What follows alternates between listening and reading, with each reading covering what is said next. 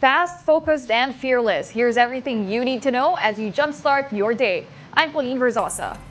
China has accused the Philippines of sending an armed vessel to the West Philippine Sea amid the ongoing tension. Chinese state broadcaster CCTV reported sightings of an armed Philippine vessel in Panatag Shoal last month.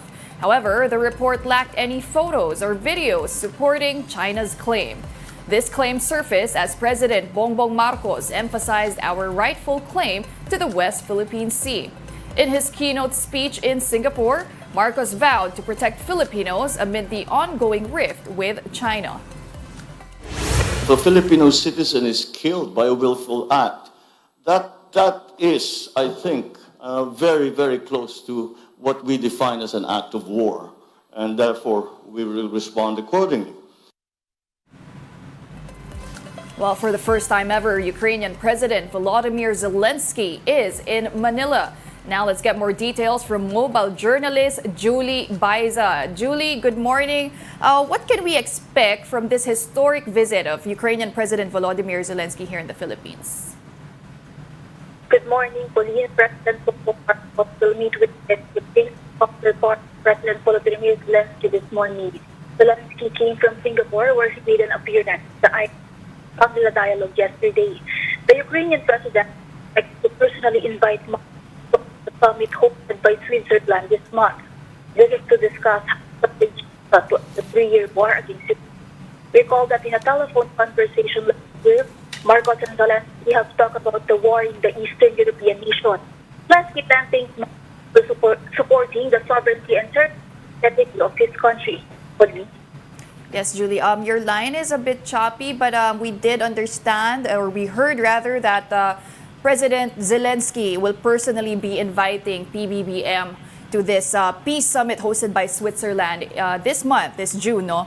But just wanted to ask also that, these two leaders were in the Singapore or the Shangri-La dialogue over the weekend, the past week. What were your takeaways from PBBM's visit there? He did make that keynote speech. He met a lot of world leaders. But what were the highlights, Julie? Yes, Pauline, in front of other world leaders and stakeholders in Singapore, the president is standing firm in defending the West Philippine Sea. He reiterates that he will not yield and will protect the country's territory to the last square inch. That was also the first time that PBBM has called on China and United States to manage their rivalry in a responsible manner. He acknowledged the importance of these two countries in maintaining the peace and economic evolution in the Indo-Pacific region. All right, thank you very much for that update, mobile journalist Julie Baiza.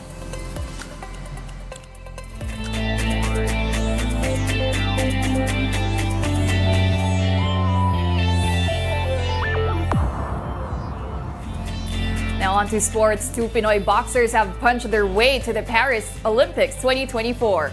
Olympic silver medalist Carlo Paalam will vie again for the gold after overpowering Indian Sachin Siwat at World Qualifying Tournament in Bangkok, Thailand.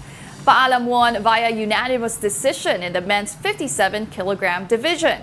Meanwhile, Bacyadan booked her first trip to the Olympics after overpowering Marielis Iriza of Venezuela in the women's 75-kilogram division duel. Paalam and Bacyadan now join Yumir Marshall, Nesty Petesio, and Ira Villegas in chasing glory in the Paris Games. Overall, we have 15 bets for the Summer Games 2024.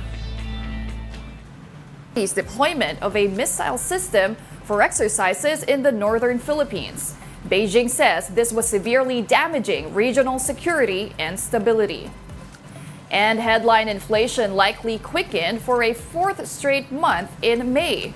A Business World poll of 16 analysts yielded a median estimate of 4% for the consumer price index last month. Still, this is within the forecast of the Bangko Sentral ng Pilipinas for the month of May. Around 2 million Meralco customers experienced power interruptions on Saturday due to red alert in Luzon grid.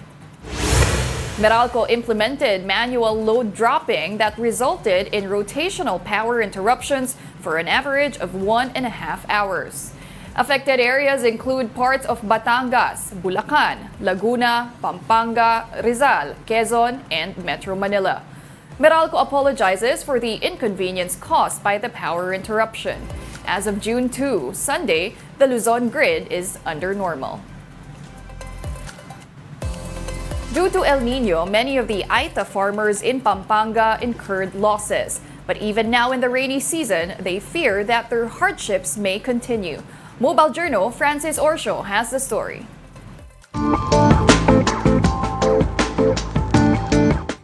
Tag-ulan na, pero ang epekto ng El Niño nandyan pa rin. At maski ang mga kapatid nating katutubong magsasaka, hindi nakatakas sa tagtuyot.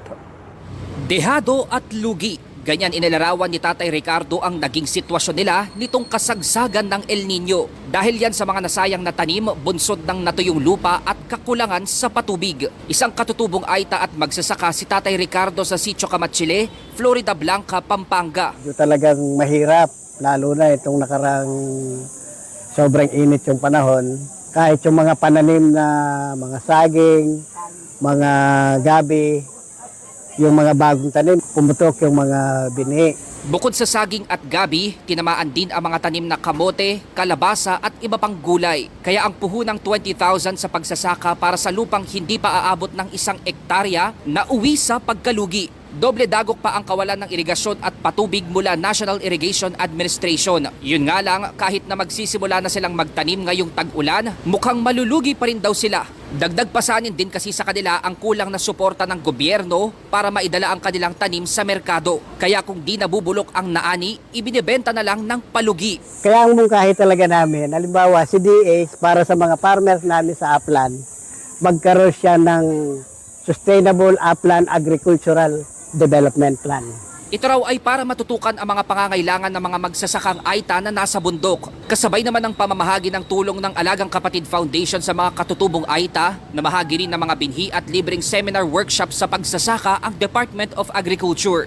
Sa ilalim yan ng programang Kabuhayan at Kaunlaran ng Kababayang Katutubo ng DA Central Luzon. Bukod dyan, pag-aaralan din daw ng DA kung paano patutulungan ang mga magsasakang Aeta, kagaya ni Tatay Ricardo. Titignan po namin ang gulo dito na ang sa pagdating po sa agrikultura, yun po, una po, masustain po yung kanilang pagkain. Pangalawa po, sila po yung mag-supply sa bayan. At pangatlo po, yun nga po, ililink po namin sila sa mga market kung sakali pong sobra-sobra na po ang kanilang mga harvest. Sa pag-uumpisa ng tag-ulan ay tuloy-tuloy din ang paghina ng El Niño. Sa kabila niyan, nilinaw ng pag-asa na hindi pa tuluyang matatapos ang epekto nito. Sa ngayon, nasa decaying stage ang El Niño, pero yung impacts ay still continue na natin nararanasan sa ibang bahagi ng ating bansa. Mobile journalist Francis Orsio po, hatid ang mukha ng balita. And those are the top stories of the hour. Join us later at 9 a.m. as we continue to monitor the day's biggest stories. I'm Pauline Verzosa. We are One News.